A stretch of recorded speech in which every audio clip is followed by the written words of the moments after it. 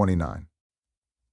Dear Kiddo, take my hand into darkness, and also Ristra's, apparently. Take my hand, my son. Take my hand. You ever have one of those moments where life just stops and presents you with a choice?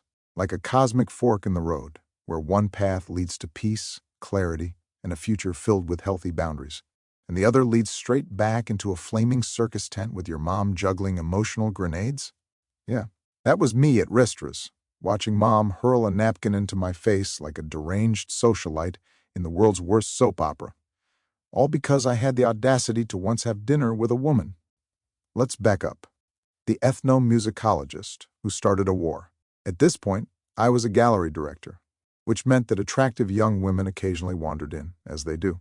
One day, a particularly interesting one arrived. She worked for National Geographic as a music ethnologist, meaning she traveled the world documenting indigenous music.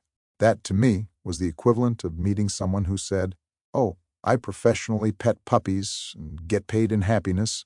Like, how does one land that gig? She was staying at a hostel, which, for those unfamiliar with Santa Fe, is about one step above sleeping in a creatively decorated storage unit. Worse yet, she was relying on the Santa Fe bus system, which is like depending on a unicorn to show up when you need a ride.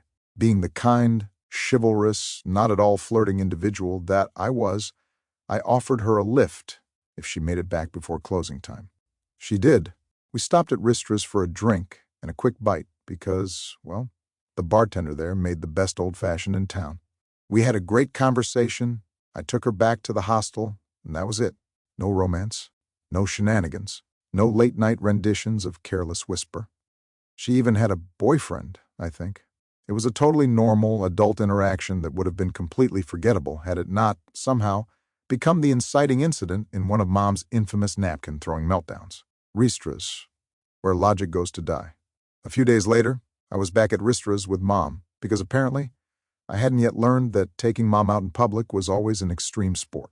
We were minding our business when the bartender, who, like most normal human beings, had a memory, recognized me and asked if I wanted another old-fashioned. "Oh, sure," I said, just trying to enjoy my evening. Mom, however, had activated her sixth sense for potential drama. "Why does he recognize you?" she asked, narrowing her eyes like an underpaid detective in a bad crime procedural. Now, a smart person would have just said, "Oh, I come here a lot." But me? No. Me, I was still in that stage of blind hope, where I believed Mom could handle normal information like a rational adult. So, I told her the whole story. Big mistake. Because the next thing I knew, Mom, the same woman who had spent the entire previous week regaling me with tales of her multiple December love affairs and at least 2 confirmed sexual conquests, flipped the hell out.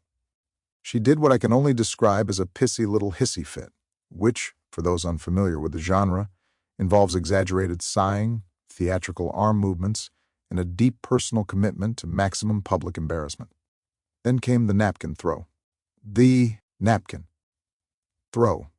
As if that would somehow drive home the depth of her emotional devastation. Then she stormed out. She left her drink. She left our food, which had literally just arrived. She left me sitting there, looking like the world's most tragic abandoned dinner date, while an entire restaurant full of people tried very hard to pretend they weren't watching this absolute disaster unfold. Hypocrisy? We don't know her. Now, let's take a moment to reflect.